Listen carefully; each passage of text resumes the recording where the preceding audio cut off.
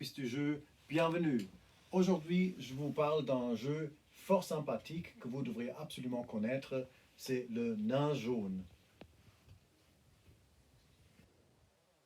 Facile à apprendre, qu'on joue en famille, entre 3 et 8 joueurs peuvent participer, donc le jeu se prête effectivement pour les après-midi en famille.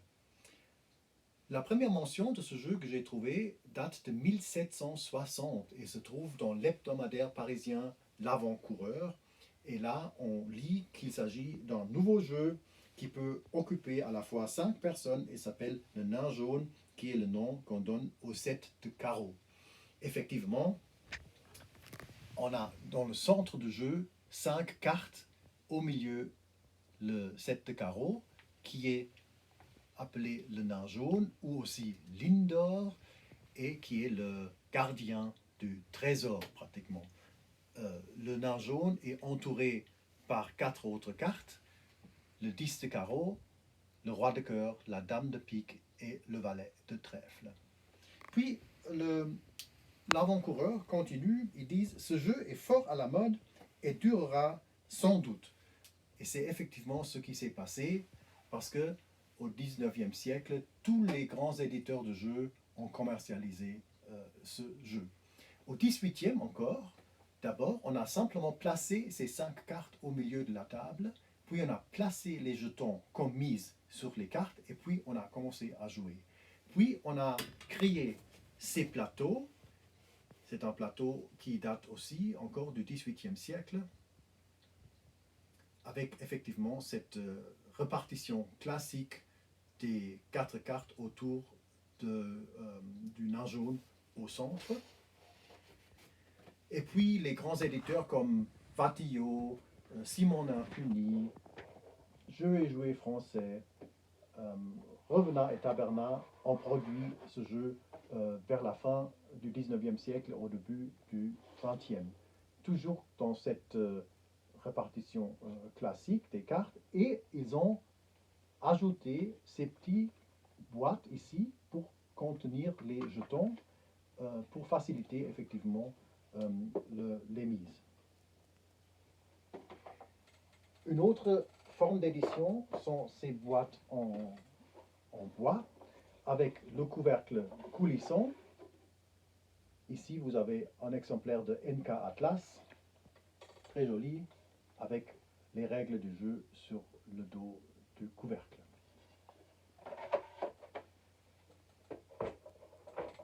Une autre forme qui existe est légèrement différente parce qu'il montre que la case du nain jaune au milieu est simplement rectangulaire. C'est comme ça, c'est une très jolie édition ici du 19e siècle.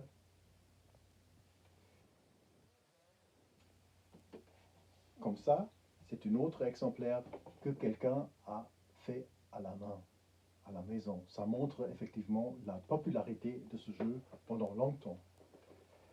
Mais pas seulement les Français ont produit ce jeu, aussi les Allemands, comme Speer ici par exemple. C'est une édition de la maison Speer de Nuremberg, ou effectivement en Suisse, on a produit le nain jaune aussi. Carlit par exemple a édité cette version encore au milieu du XXe siècle.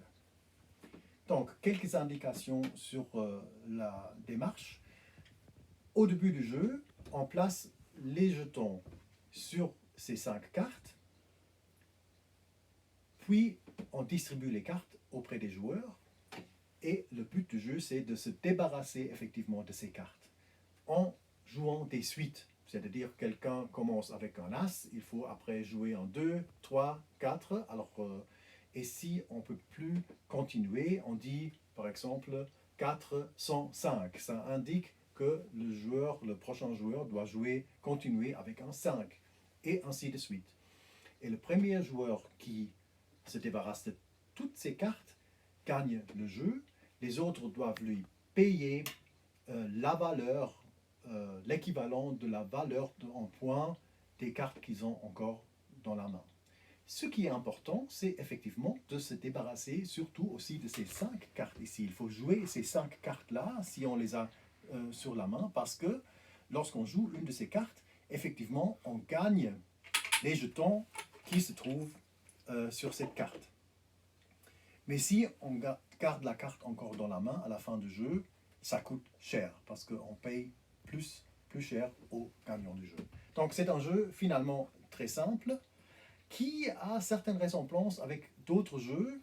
Par exemple, le jeu de la comète, qui était un jeu de cartes très populaire au XVIIIe siècle, mais aussi le jeu de Poch, c'est un jeu allemand qui existe déjà depuis le Moyen Âge, qui se joue un peu à peu près de la même façon. Et puis, vous vous rappelez peut-être que le set au centre du plateau est très similaire à un jeu dont je vous ai parlé déjà dans une autre vidéo, c'est le jeu de l'avare. Donc, ce jeu, effectivement, n'est pas tombé du ciel, il y a des prédécesseurs, il y a des similarités avec d'autres jeux, mais ce qui est sûr, c'est que pendant 260 ans, ce jeu était très populaire et je vous recommande de le redécouvrir. Merci de votre attention et à la prochaine.